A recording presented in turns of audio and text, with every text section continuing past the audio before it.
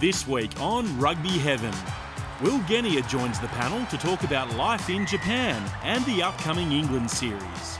Jake Gordon dials in from Hamilton ahead of the Waratahs Super Rugby Pacific quarter-final against the Chiefs.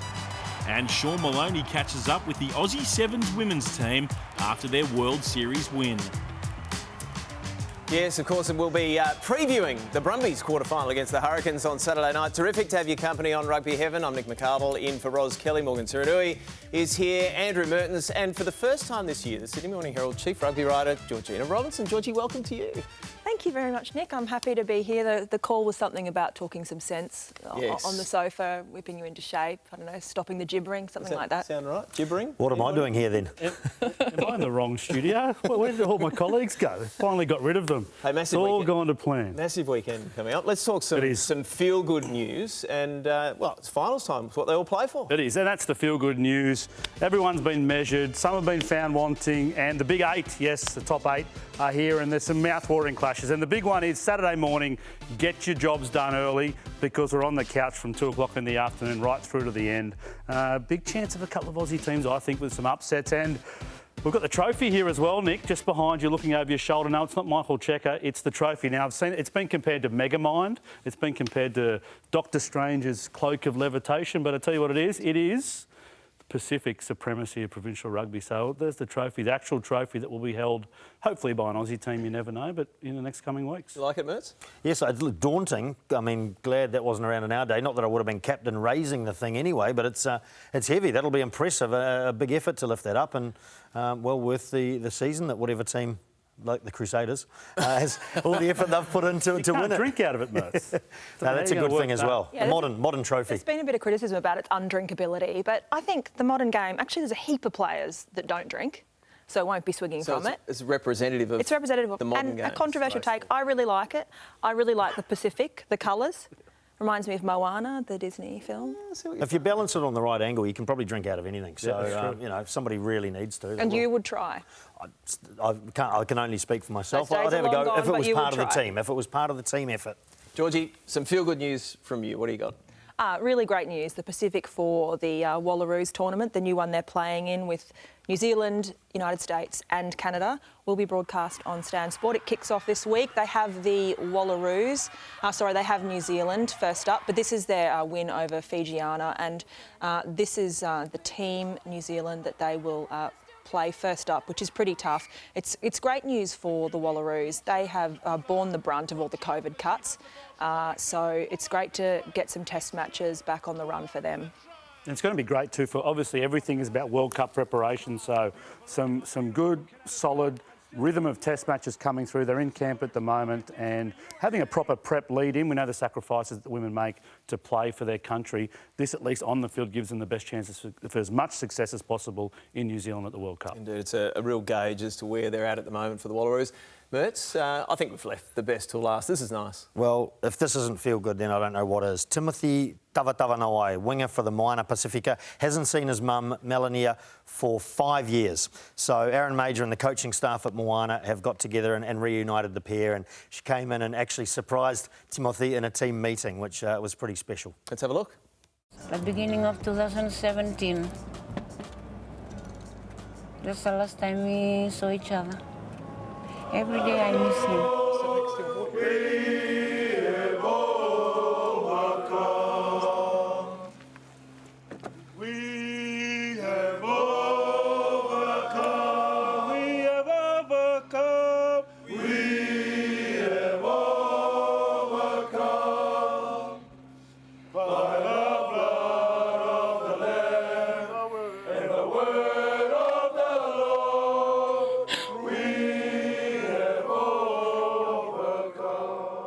He's a real treasure for us. He's one of our special taonga, and for us to be able to give back and bring mum out here, so pretty special. Means a lot, eh? Can't wait to go out on Saturday tomorrow. Playing for my mum and for you boys, representing Moana. Thanks a lot, eh? Now, what about that? Big boys and their mums, hey? Let's welcome someone we haven't seen in a while, Will Genia. Welcome to Rugby Heaven. And how long since you've seen your mum? 3 years, actually. 3 years. Yeah. So you know what Timothy's going through, right? Yeah, I'm looking for... I head back to Papua New Guinea next week, so I'm looking forward to that for sure. Now, good to see you back on Australian soil, back from Japan, and with a bit of success as well, with Kintetsu heading up to the top league. Yeah, we had a final against Mitsubishi. We were fortunate enough to be champions of Division 2, and as such, we've been promoted to Div 1. So really looking forward to that come next season. And mate, thanks so much for dressing up to come on the show, all the money you're earning over there. But tell us a little about the Japanese season, and have you kept an eye on what the other Aussies are doing as well? Mate, so Quade and I have been there for 3 years now, and we've had the goal all along has been to want to get promoted to Division 1. But I think because of COVID the last couple of years, we haven't had that opportunity. So coming to this season, we knew that if we won Division 2, we were definitely getting promoted. So there was a lot of focus, a lot of dedication. As you guys know, the Japanese love to train. So we put a lot of time and effort into that goal, and it was just really rewarding that we were able to achieve that at the end of the season. What have you seen in terms of the rugby in 3 seasons up there? What sort of progression? Because, obviously the structure is a pretty keenly fought competition as well with the 3 divisions. So where are they making strides? I think the biggest area where they're making strides is in and around just the professionalism with their training. Like obviously the influx of players like Bowden Barrett, Dave McKenzie, Samu Karevi, obviously they increase the quality of the performance, but I think the biggest areas of growth I've seen is just guys like them, myself, Quade, moving up there, increasing the level of quality and standard around training, and in that sense increasing the professionalism, and then that resulting in better performances week in, week out. Well, we're seeing so many guys now. Tom Banks is the classic example, not yet established in the test landscape, but going to Japan for buckets of money. Why didn't you do it earlier? I think it just comes down to the individual. I mean, it was always a goal for me to not only play for Australia, but want to establish myself as one of the best players, and to have done it for a long period of time. That was always my goal. And then I was always told all the money and all those sorts of things can come off the back of that type of success, and that's how I thought about it. And fortunately for me, I've had a long career and it's played out that way. But at the same time, you can't sort of blame individuals for wanting to take the money and wanting to live different experiences of life. And if someone's offering Banksy a whole bunch of money, he'd be silly not to take it. Coupled with the fact that he can go and live in Japan and experience life in a whole different way. Well, the money's gone just through the roof again, next level in Japan, hasn't it? So it's actually life-changing for a player in their mid-20s. They can properly set themselves up and their families up for life. So I understand that. Absolutely, absolutely, yeah. I suppose the big one too is your test career isn't over. Before it was, once you leave, you go back a decade, we weren't coming back, and now there's still that opportunity to bounce back. And bouncing back into something like that England Test series, England versus the Wallabies, you started off playing your Test career against them. What do you think July will bring? I tell you, I'm really looking forward to it. I think, I think England will traditionally play the way they like to play, rely on that big forward pack, and then rely on guys like Marcus Smith and Owen Farrell putting them in the right positions of the field to then allow that big forward to take advantage of that. And it's just great to see big names coming down. Guys like your Marcus Smith, your Owen Farrell, Otoji, and players of that ilk. So I'm really looking forward to it, and I really think we're in a good position to win this series. I really mean that, because I think we've got guys who played really good rugby last year for the Wallabies, another year wiser, and you can see that their performances in Super Rugby have shown that. So I'm really looking forward to that series. George, I hadn't really thought about it. 2016, until I think I read it in the Sydney Morning Herald this morning, 2016 was the last time that the Wallabies beat England. That whitewash, and hasn't happened since. Is that right? 2016 was a whitewash. England beat the Wallabies. Sorry, England beat the Wallabies, but yes. but not since then. No, right the way through. 2015, the World Cup, group stages was the last win, and sweet enough to tide us over for a couple of years, but it's time. And I agree with Will. Eddie has been, his narrative constantly is about building for the World Cup, and by looking at the Six Nations campaign, it looks like they're still working things out. So I think it's really interesting. But Will, I wanted to ask you. Some of the original crew, James O'Connor, Quade Cooper, they're back, or they're still here in the Wallabies. Has it ever crossed your mind, a comeback? Honestly, the first year that I was in Japan, 2020, yeah, it did. But just because you sit back and you still feel like you can do it, and you feel like you're missing out. But when I look at the players now, I don't think I'd get a go at any of the Super Rugby provinces, Come on. But you've got Tate, who's been excellent for the last couple of years, I think. And Nick White, I will say, I don't like to use the term world-class loosely. I think it's used a little bit too much. He's been genuinely world-class the last couple of years. And then Jake Gordon's been excellent for the last couple of years as well. And I think over at the Force, you've got the young kid Isaac coming through, who I think he's been excellent. So I look back and I think, no, I don't think I'd make the cut. Well, they couldn't afford him, Mertz, could they? That's the other thing. Mate, you've obviously kept up with what's going on down here. We're lucky enough to see the Japanese competitions on Stan, but you've been watching the Super Rugby, presumably. What have you made of the Reds this season?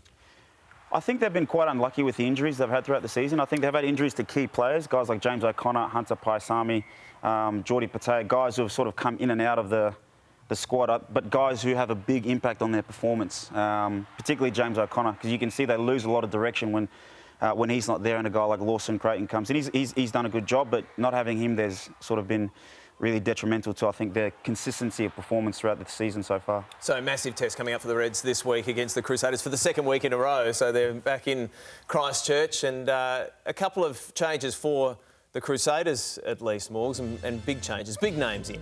Yeah, the big dogs are back. Cody Taylor in there at hook, and Mwanga, the most important of the lot, reprises his number 10 jersey. Goodhue is preferred at 13, so that's as strong as it gets. It's riddled with All Blacks. And then the interesting one on the other side, Will and Georgina as well. I'd love to get your opinion on the Liam Wright selection at 7, leaving someone like Fraser McRae on the bench, and then Paisami will get minutes off the bench as well.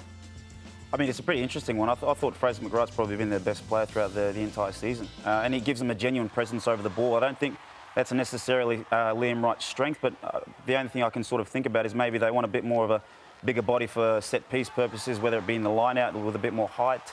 And maybe his leadership. From all reports, he's an excellent leader of men, so maybe that makes a big difference as well. And I think this wouldn't be the reason Thorne's gone this way, but certainly a byproduct of it is that 60 to 80 minute fade that the Australians can be so guilty of when the Kiwis just go to the next level. At least you've got Fraser McRae coming on then, and you've got no worries about, the fresh injection of energy and physicality. To me, that's without taking anything away from Liam Wright, it does seem like it's probably a strategy of containment and frustration early on to not allow the Crusaders to get away to a bit of a start, because they can really punish you if they get away to a good start, get the confidence up and get their systems going. So it's one way to play the game. You've got to nullify the opposition. I think that probably points to that at the start on Friday night in Christchurch. Yeah, I'm hesitant to put a Waratahs lens on it, but that was one of the big things about that win in Dunedin against the Highlanders. And I know Darren Coleman said that they were fading away and they could go to this bench with more experience. You bring a McWright and a Paisami on, it's a different kettle of fish. So the other thing too is that that physical battle, any win by an Australian team that we've seen over a New Zealand team this year has been based on winning that. It's almost stating the obvious, but winning that physical battle. I wonder whether that's got something to do with it as well. Yeah, maybe. Well, I suppose, Will, you talk about, I know they've themed around Queenslander, the Reds environment so well. Have they got one big performance in them? I think they do, but I think it's going to be tough. I mean, you saw how they performed against the Crusaders last week, and they've got a huge injection of quality players coming in, guys like Richie Mwanga. But I just think in order to play well against them, you do need to be physical. But if you look across that forward pack that the Crusaders have put out, that's going to be a tough challenge. All right. Hey, Willie, thanks very much for popping in, and good to catch up with you as always. Thanks for having me. Appreciate it. Will Genia there, and Queensland fans will remember very fondly one of the great moments between the Crusaders and the Reds, and there's been plenty of them. July 9, 2011. Phase after phase. Now Carter with the kick. Carter! Absolutely brilliant. And he'll run it around and put it down between the sticks. Magnificent. It's taken a bit of Dan Carter magic. And Genia gets it out to Cooper. And now Ioane straightens. Digby Ioane up over the 22 and straight through. Digby Ioane puts it down. Finally, there was a kick return play. Genia, Cooper, Ioane, the combination has been so good for them. Digby straight through, hit the hole well, got through Sonny Bill Williams, and bang, off his left foot. Straight past Tom Marshall, over under the post. Whoa! Little celebration. Genia. Genia through. There was an obstruction there. Will Genia. Cooper's with him. He's got Cooper. Is this a magical moment coming up? Genia! Yes! He's straight through, no problems. Fotu Ali tried for the ankle tap. He's trying to pick up Quade Cooper, but Sonny Bill Williams had him covered, and he reaches out and dots it down. Turnover, lost forward. Super Rugby champions. And that is the last time the Reds beat the Crusaders. Great memories there from Suncorp in 2011. Winning Super Rugby titles, that's what it's all about. And the Waratahs are still in the hunt ahead of their quarter-final against the Chiefs in Hamilton this weekend. And Tars skipper Jake Gordon joining us from Hamilton. Hey, Jake, thanks for your company on Rugby Heaven. What's the week been like? It's been a good week. We headed over to Hamilton yesterday afternoon. And the weather's been not too bad. Lala Kofaketi says it's 4 seasons in one day. But, the boys are settled in. We did a training session this morning and it's a little bit wet, but we'll be prepared for either conditions on the weekend. Jake, you guys have made such a thing this tournament, this season, about bringing back people and your supporters to Leichhardt Oval and building that home ground advantage. Has it been really nice as a contrast to take the team away and, into enemy territory and build a little fortress there? Yeah, we've really appreciated the support this year. At Leichhardt Oval, it's been a great atmosphere. We're expecting things to be a little bit different over here. We've been sort of addressing that when the crowd's quiet, that's when we're going well over the weekend. But you're excited for games like this where I guess you go into enemy territory and, it's been an exciting week also. It has that quarterfinal feel to it. You mentioned the quarterfinal feel. What's the mindset change been like going to sudden death rugby? Your destiny now is in your own hands, going to try and beat the Chiefs in Hamilton.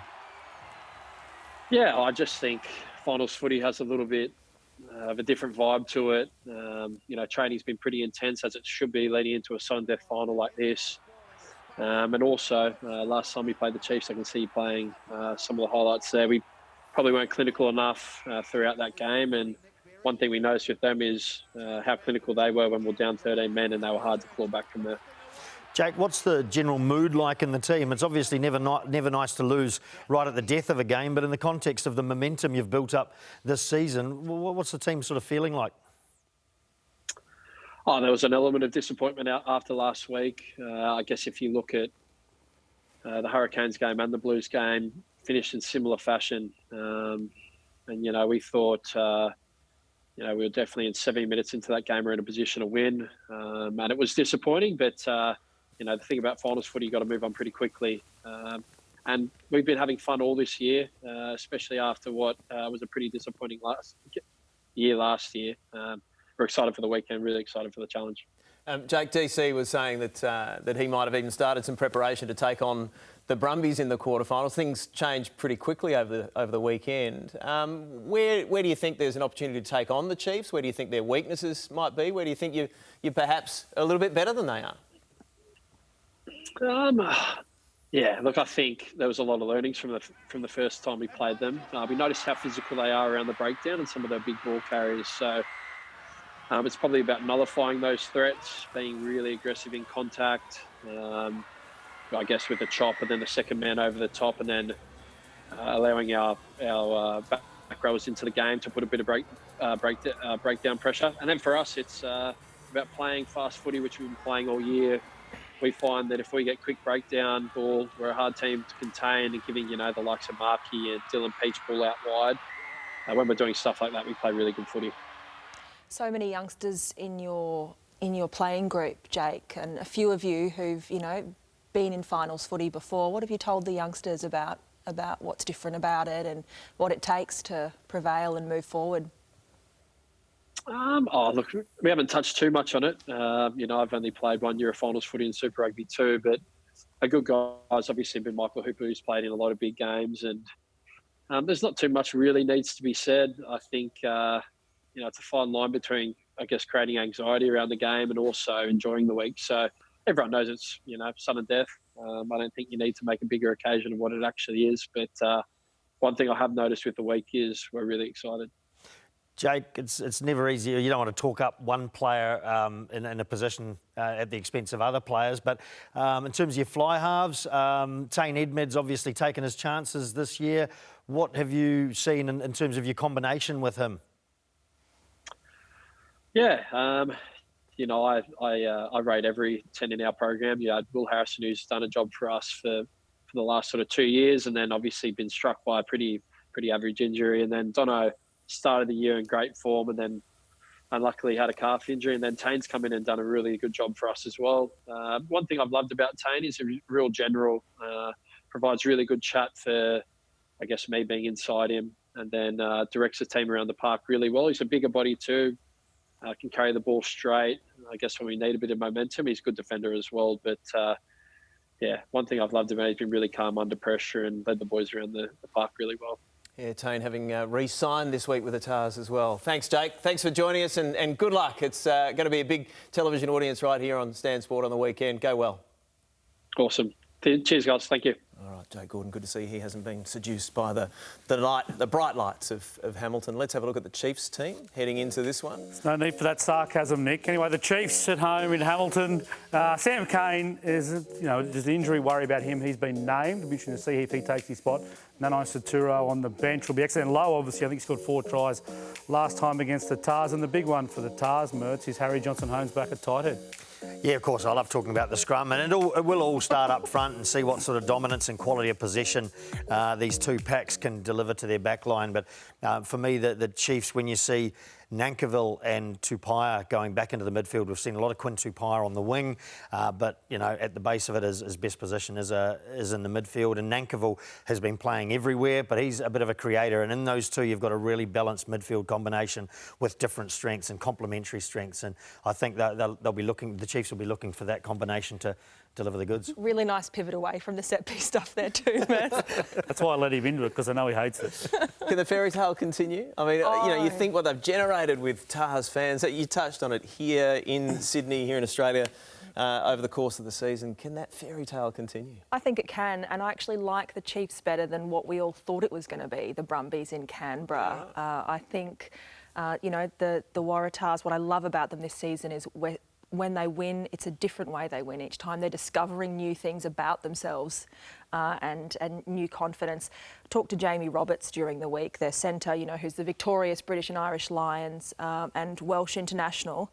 And he said 2 really interesting things. He said, firstly, in finals footy, stick to the basics. Make sure you do the basics well, particularly in the game. Don't get carried away with the bells and whistles. And then he also said, and these guys have to realise it may never come around again. You cannot play thinking, well, if it doesn't happen this year, we've always got next season. Everyone thought we weren't going to do well, so we've got next season. It's about winning games, and that was great. Just live in the moment. It's great to have guys like him and Hoops in the squad. Indeed. Really looking forward to that one on Saturday. That gets us started, and then we roll straight into the Blues and the Highlanders. And the Blues, look at that.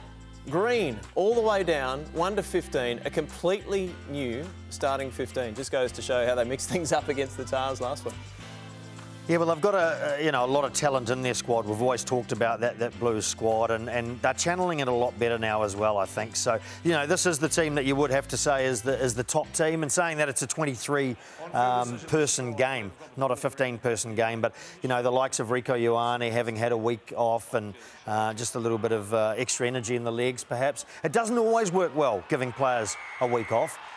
So, we will see how it goes and whether the Blues make a rash of errors early on in the game. You wouldn't want to do that against the Highlanders. New Zealand teams up against one another always fancy themselves. Doesn't matter what the table says. So, like I say, you wouldn't want to be too inaccurate if you're the Blues and let the Highlanders into the game.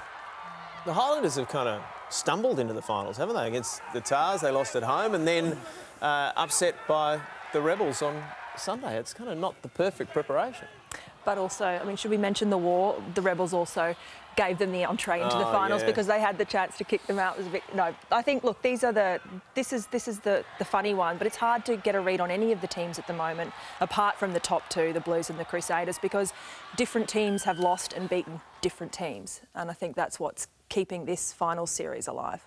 Yeah, on the Matt Tamua thing at the end. Yeah, so the whole team. Let's deal with it because I know, Georgina, you like to skirt around the controversial subject. But Rugby Heaven, we're happy to dive into it. No, look, I was on the sideline watching it all unfold, and the whole team on the field wanted to go the line. They were set up to the line. They went for the call, and they were being yelled at by staff members on the sideline. Some of them who were previously at the Western Force to tap it and kick it out and finish the game, which I found really interesting. The players had the mindset, we're just going to go. Now, whether it was Western Force context, why, or they just felt they had more rugby in them, I found that interesting. Well, the point was made to me after the game, you know, Kevin Foote's on performance. It's a performance-based job, right? And he finishes the season and says, yep, I beat the Highlanders, I beat a New Zealand team and whatever it took their record to, 4 and whatever.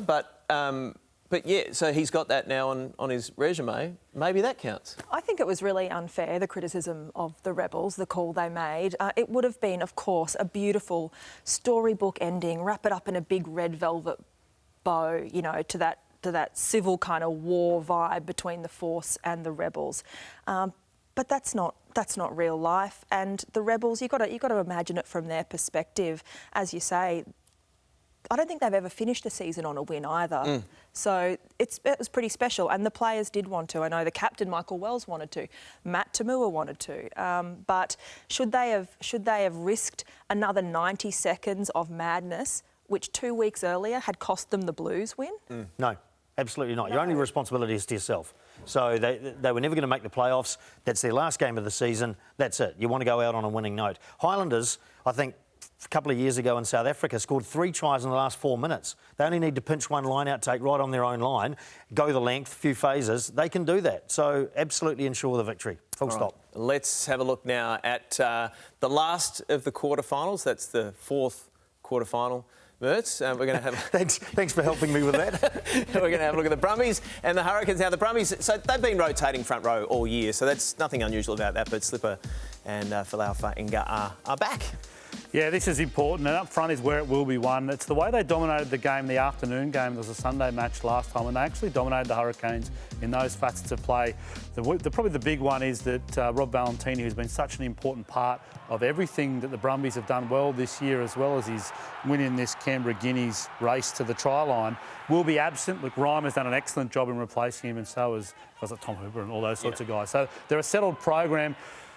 The other thing about the Hurricanes is they probably left 21 points out there that afternoon. They'll have a little bit of confidence from this because they did find space when they could get their ball handling right out wide, Mertz. I think they'll look back at it and see it as a lost opportunity, the Hurricanes. I also thought they came out on the wrong end of the refereeing. A lot of 50-50 calls that could go either way actually went against the Hurricanes. I'm not blaming that for the defeat, but they will see that they were close enough, even though I think the margin was 17 points. They will see that they were well in that game and with a better performance, because I genuinely don't think they will see it as a good performance. So they know they can get there. And the Brumbies and Moana Pacifica, so the Brumbies went down pretty heavily in the end to Moana on the weekend. Just talking to Nick White earlier in the week, so he's done our opener for us on Stan Sport on Saturday night, and he suggested that maybe they had their eye on the finals a little bit, that maybe they took their eye off the immediate task at hand, and he wasn't reading too much into this loss. Well, let's hope so. Let's hope that's I mean, I think it's been really surprising for such a well-balanced side, you know, which functions so well as a unit, to miss a player like Valentini, as wonderful as he is, so much. I mean, I think the dip has been really... I found it a bit baffling. So what is it? Is it just the physical nature, or is it... Well, a little bit. I mean, when you've got a guy like that who is so prominent in taking the ball up, it's finding other guys to be in that right position as well, and they're not used to putting themselves in that position. So, you know, even Valentini has taken some time to get more comfortable in that role and get in there every time, and he's really gone from strength to strength over the course of this and last season and getting that. You know, there were still some games earlier on in the season where he didn't get as many opportunities. So, you know, he's worked out where to be at the right time, and, you know, suddenly asking 4 or 5 others to pick up that role isn't quite as easy as it seems. Oh, Morgs, no. No. The floor is yours. I wouldn't presume. No, I told him on the back of Valentini that, like that. Let's not forget when he's fit. I'm about to. I've never seen him so polite. I know. It's great. Georgina's written about me before, and she wasn't always kind. So I thought I'm trying on my best behaviour. Now, I think with Valentini, let's not forget how important he's going to be for the Wallabies. Like he's our number 1 ball runner.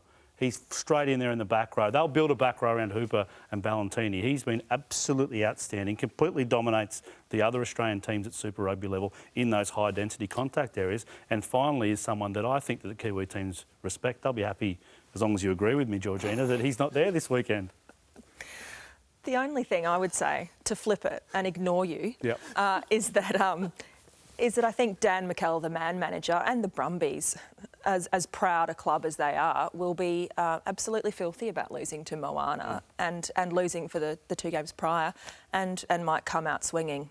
The other little bit of emotion on the weekend will be Dan Mckellar, who's heading off to join the Wallabies full-time, so he doesn't want this to be his last game. And you've got Tom Banks heading to Japan. I mean, these are very popular players within this setup. So, you know, if there's any extra motivation needed, which there shouldn't be given a final, you know, Phil Alfainga as well. He's heading off. I think we'll see Scott Seo in a minute, Uriah Simone. So, you know, really popular key players for a long, long time for the Brumbies. It's almost like a mini end of a generation there. Some crucial players and their coach moving on. And then if we flick it back on the back of that to the Hurricanes, we talked about the anomaly performance from the Brumbies. They were pretty poor against the Force as well. Yes, against a good Force team, but neither team are striding in, brimming with confidence on the back of a peak performance. So that'll be interesting to see. Indeed. Now, speaking of departing players, Jeremy Thrush also was a departing player on the weekend against the Western Force, and for the Western Force, against his old side, the Hurricanes. And the Hurricanes, 110 games he played for them, and they saw Jeremy off in some style.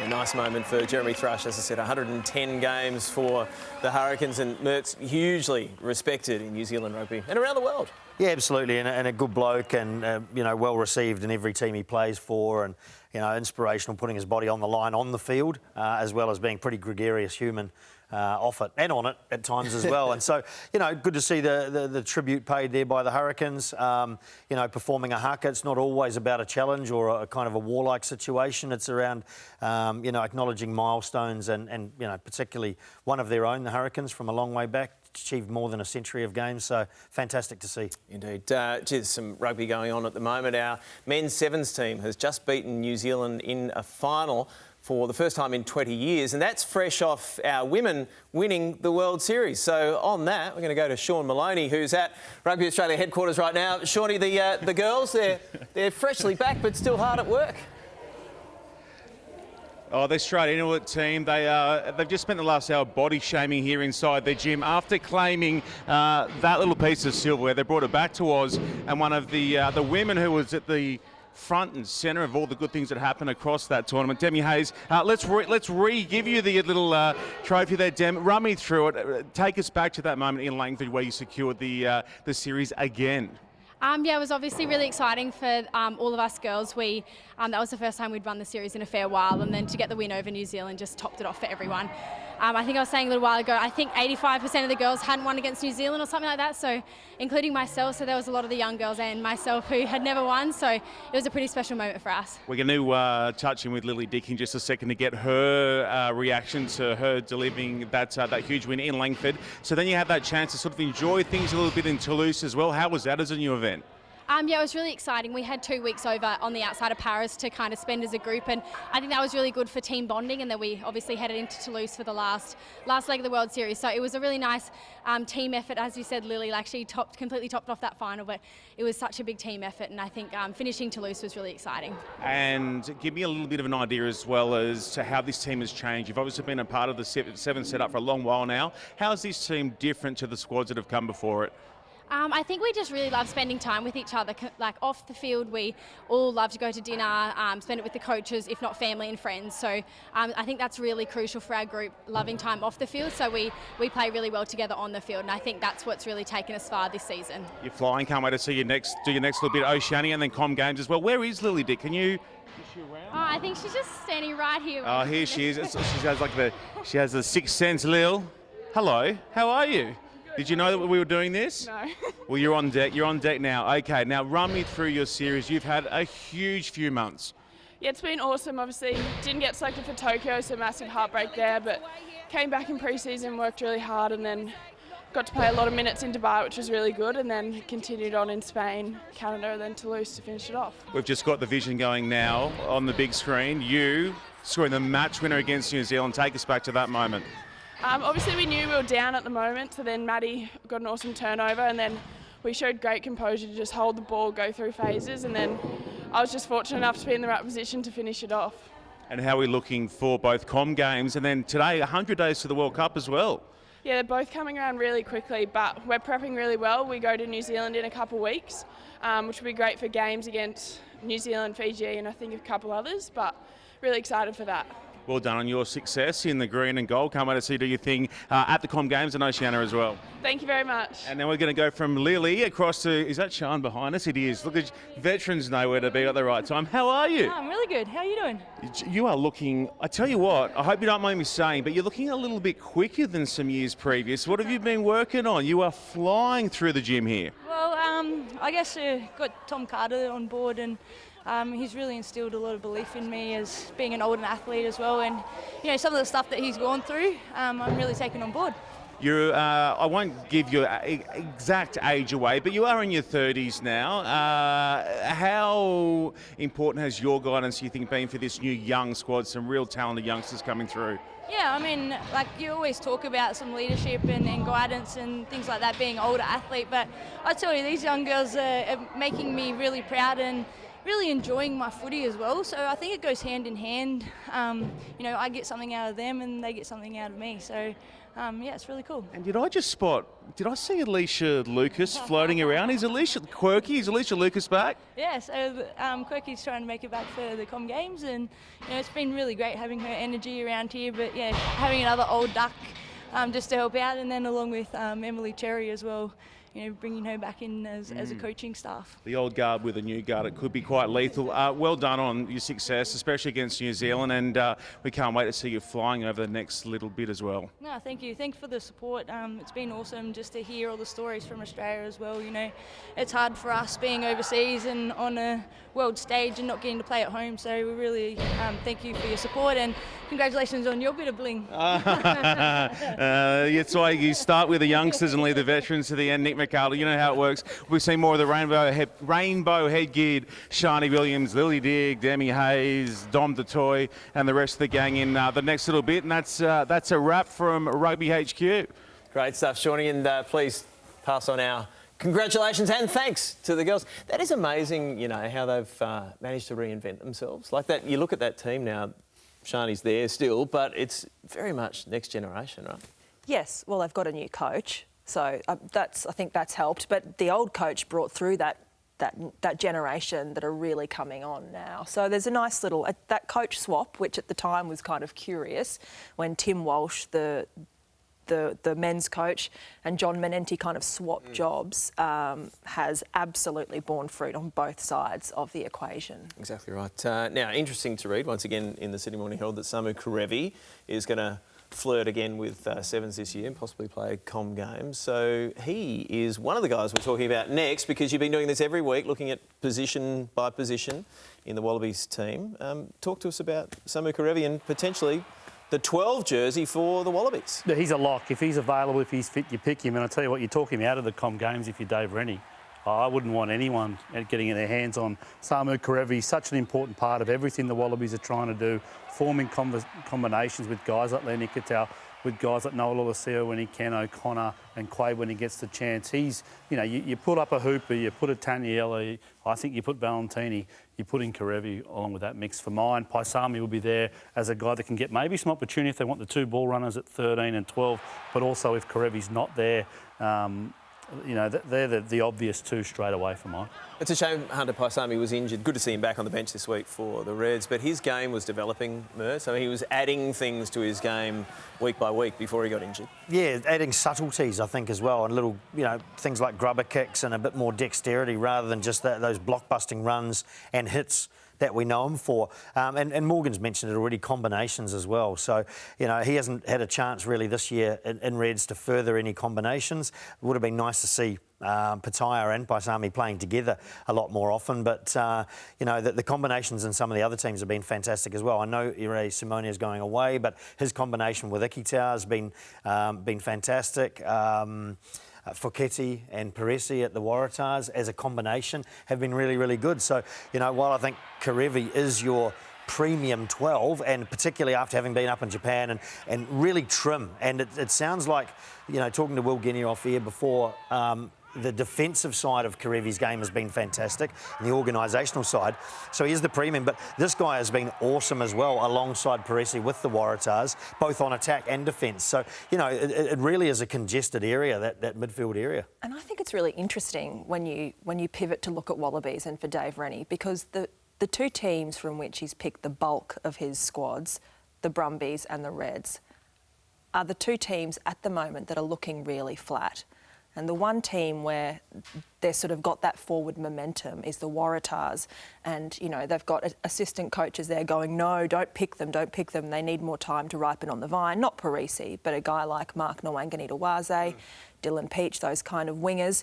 I just think it's a really interesting little period. Do you go with the because they talk all about form, and Dave Rennie has always said he will pick on form.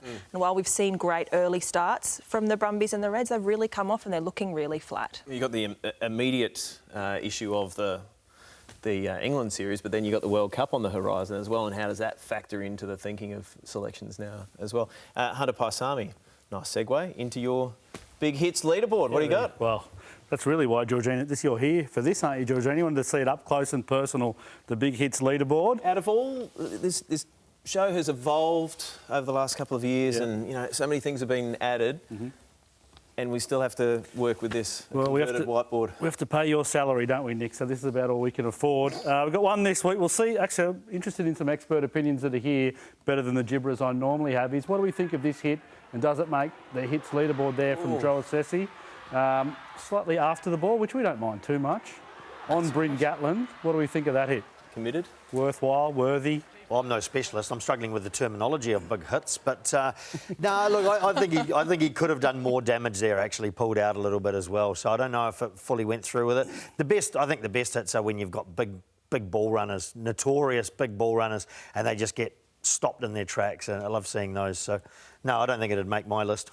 It's a chance of sneaking into 10th position. I know you're a big fan of the segment, Georgina. Do you reckon it's good enough to beat that madman hit from Wellesley? You remember that hit, Yes, I really do remember that. So I'm going to leave it to you. Do you want Wellesley to stay, or should we put him on? For who? Look. So normally in a top 10, right? If you're going to add someone, someone has to drop off. I'd like to add the special. I'm sorry, Michael Wells. Michael Wells. G-Rob's gotten rid of you. Throw a Sessi in there. And that's how it goes. Big hits for another week. I am so pleased you're here this week, because it feels like you're getting a hard time, and maybe I'm just a little bit off the hook. It's about as nice as we get. I know. I can't believe it. Tipping. Well, you're the regular, so let's have a look at the tips. I'm not talking tipping with Mertz, because the real tipping comp that Mertz likes to talk about is the Sydney Morning Herald one, where he's winning at the moment. Well, look, it's actually getting tight, because Maloney, as you can see, he's coming back to the field with Justin Harrison. Everyone wants to avoid the chili, so it wasn't the world's greatest week from the tipping department, that's for sure, last week. I don't know what is the story there, but it's pretty stock standard, apart from the fact that Sean's going to go for the Highlanders to beat the Blues, really. So that's a tipping panel of 3. Yeah. Right. Well, that's that's what basically you find with those second-tier competitions. There's a smaller pool of... Yes, How are you going in the SMH tipping comp? Mid-table, mate. It's not bad. That's it's a pretty tough good. competition. That's respectable. Yeah. Mid-table. Who's second? I'm second. Oh, yeah. Mertz has won. I tell you what's cost me, the refereeing. Right. I might as well say that, because Mertz blames the referee for everything else. 2 drop goals have cost me, I reckon. They'll get you. 30 days to go, a whole month. You did the maths on your phone there while you were talking. Had some time, okay. Got the calculator out. To the England series. So get amongst it. Get and buy your tickets if you haven't already, because that is going to be an outstanding series, July 2nd, 9 and 16. Georgie, good to see you again. Thanks for dropping in. So great to be here. Morgs, really was a pleasure. I can feel like a breakaway buddy show. We could get something going there. And thank you for your company today. Great to catch up with Jake Gordon and Will Genia. Oh, you want to? Thanks, mate. No problems at all. Do you want to plug between two posts or something? Between two posts on Monday. They need the plug. Yeah. Clubland. Premium show. On Wednesday. Rugby Heaven next week with Wallaby coach Dave Rennie. Look out for that. I'm Nick McArdle. See you soon. Bye.